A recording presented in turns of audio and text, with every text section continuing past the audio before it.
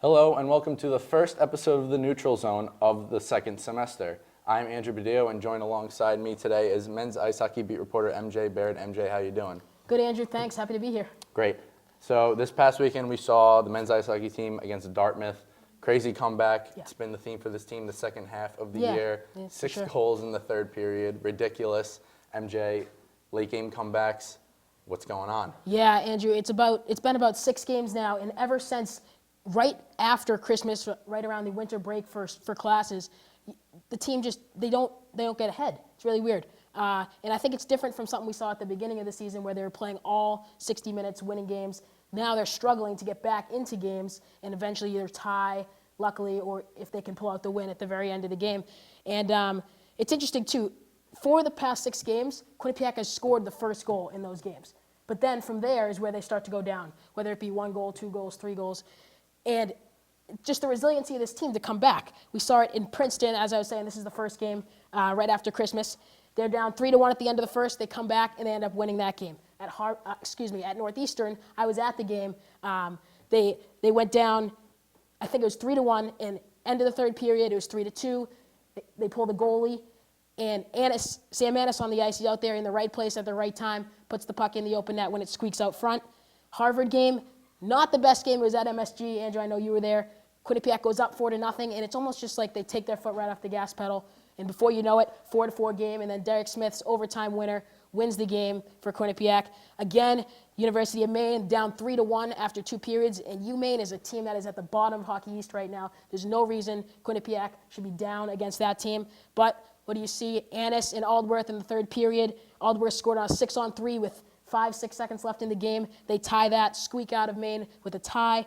RPI 2 weekends ago, down 2-0, come back, tie it up. It's just something about this team, the resiliency. When they're down, they know that they can come back. And this happened at the beginning of the season, one of the first games they went down. And Rand Pecknold said it after the game. The fact that we did this now tells us later in the season, when we go down, we have the heart and the determination to come back in these games. And frankly, they have. And yeah, MJ, I mean, I know me and you disagree on these things a little bit, but I think the team needs to lose one of these games before the tournament. I just think a restart game against Maine would have been good for this team. A loss against a non-conference opponent doesn't really matter. A loss would knock that team, out. It would shake them up a little bit. Yeah. Rand Pecknold in the locker room, wake the team up a little bit, head into ECAC play, down the home stretch, wake them up, go right into the tournament. But you see it, the upperclassmen leadership, the seniors have been huge for this team this year. Michael Gartig, Sam Annis, and the seniors also, Soren Janssen as well. How important have they been for this team, especially with these late game comebacks? I think they've been integral. And I think these seniors are the reason this team's coming back to win and tie these games. Travis St. Dennis, in the right place at the right time, has a good nose for the front of the net, great character, great position on the ice too. I think he's one of the leaders on the ice that when this team does go down, they look to him to bring this team back. He may not have all the goals, but that doesn't mean he's not contributing. Michael Gartig, obviously in net, he's a Hobie Baker potential candidate, definitely Richter Award potential candidate, which is best goalie. He's just basically been playing out of his mind for this Quinnipiac team. He's fallen off a little bit, but I think that is due in part to the fact that this team is just going down early. He gets a little nervous. You can expect that from a goaltender. And then Soren Janssen, too. He's not the guy that's going to find the score sheet every game. He's not going to score 3-4 goals a game like some others may, but he kind of flies under the radar. He's like I said, he's not going to score a whole lot, but the fact that Rand Pecknold has that fourth line of Janssen, Davidson, and Tim Clifton, that he has no doubt sending over the boards onto the ice, is definitely integral for this team coming back. Certainly some good points, MJ. The ice hockey team's home for the first time in a while this weekend. They got Cornell on Friday and Colgate on Saturday night, looking to stay undefeated in conference play. Thanks a lot, MJ, for joining us. Thank you. When we come back, Andrew Weiss will join me and we'll discuss the women's ice hockey team's past weekend and season as a whole. Don't go away.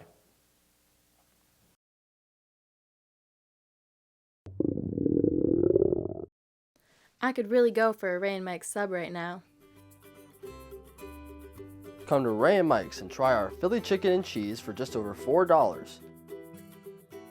Giant cheesesteak subs and mouth-watering boar's head sandwiches for as low as $4.75. Qcash accepted just a mile down the road on Whitney, here at Ray and Mike's.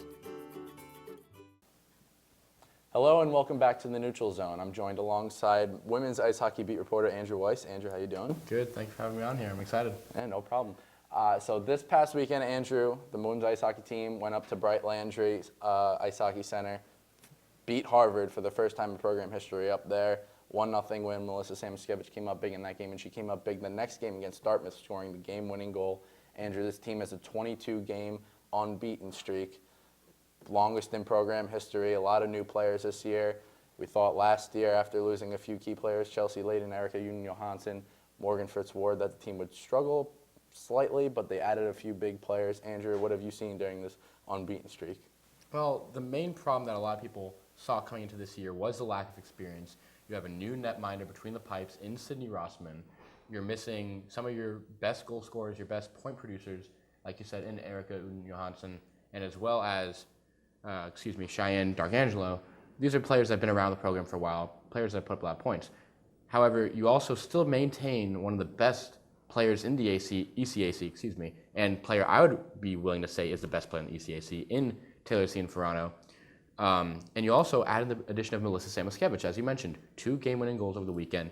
She doesn't look like she is out of place at all. She doesn't look like a freshman. She looks like she's belonged here for a while, here in Quinnipiac, here in Hamden. She's a veteran already on the ice, even though her age defies that. So what I've seen, especially with that, is the fact that you add in Samoskevich, who's been phenomenal all year long. You add in Sydney Rossman, who, replacing Chelsea Layden is not the easiest thing to do. She comes in, still putting up possibly better numbers, only 1 loss so far in the year. Last year, Layden finished with 9.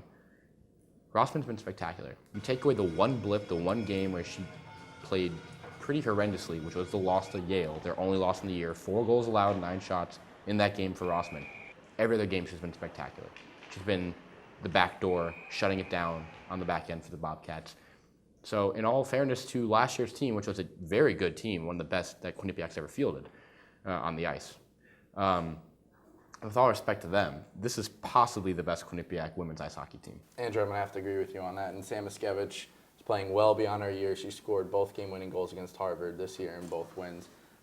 So pretty interesting stat on that one. And I think it's fair to say at this point of the year that we can start comparing this year's team to last year's team. So the top 6 forwards from last year obviously contributed a lot to the offense, but this year they're sort of blowing them away, Andrew. Oh, absolutely. I mean, you look at last year's statistics, they had a pretty good year, especially for a Quinnipiac team known for defense. They put up over 120 total points, the top 6 forwards. This year, over 140 already through the same amount of games, through 27 games. You look at Taylor Cianfrano especially. She's leading this team. Last year, as a freshman, led the team in points. Already has surpassed that point total. Season's not even over yet. The sky's the limit for this player, for this stud of a hockey player. And the fact that she's still here for another 2 seasons after this year has to excite Cass Turner, has to excite Bobcats fans, because of the fact that she's so good at what she does. Now, you look at the second leading scorer on this team, Melissa Samoskevich, no one really knew about her last year. No one really knew, relative in Hamden, no one really knew about her. Players who watched Team USA play, they might know, okay, Melissa Samoskevich, very good hockey player. Now she comes in here, and as I mentioned earlier, she hasn't looked out of place. She hasn't looked like she has no experience, because she's come in here, one of the best goal scorers on this team, one of the best playmakers on this team. You see Cianfrano and Samoskevich on the ice at the same time. If their team doesn't put out their top defensive pairing, then they're making a mistake, because that line right there will destroy a team. Certainly. And then switching over to the goaltenders, last year we saw Chelsea Layden completely have a great season, broke out in many people's eyes. Sydney Rossman, not many people knew how well she would play this year. Her first year starting for the team. But she's really, Andrew, she's come out and impressed all of us. She's been what many can argue as the best goaltender in the nation. Oh, absolutely. She's been phenomenal. And now you look at, as we mentioned, Chelsea Layden, 16 shutouts last year. That's hard to fill in for. Those are big shoes, big skates to fill. But she came in here. She was a highly regarded prospect coming into college. Obviously we mentioned inexperience, but this team, to me, something that I've noticed is that they're brought together so well. There's no little cliques. There's nothing that really drives this team apart off the ice. Whenever they're together, they're clicking. They're always together. Now, earlier this week, Cass Turner brought up the fact that this team always looks like they're working well together, which balances out the inexperience. Getting back to Rossman, that inexperience, she has Sydney Rousseau in front of her, senior defender, great leader, captain of this team, along with a number of other senior and junior defenders. When you take that into account, as well as the fact that Rossman is a phenomenal goaltender in her own right, you look at what she's done this season, she's already broken Chelsea Layden's shutout streak for games. That's not something that's easy. That's not something that was expected. So the fact that she's already done that, as we mentioned with Cian Ferrano, sky's the limit with Rossman, and she's here for another season after this.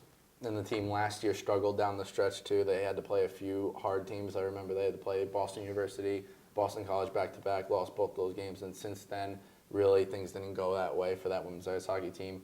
But 22 games unbeaten as we head towards the playoffs. Looks good for this team. They got Cornell and Colgate this weekend, so let's see if they can keep that streak going. Andrew, thanks for joining us. Thanks for having me. For more information, visit our website at www.q30television.com and follow us on social media at Q30 Sports. For Andrew Weiss, MJ Baird, I'm Andrew Badillo. Have a good one.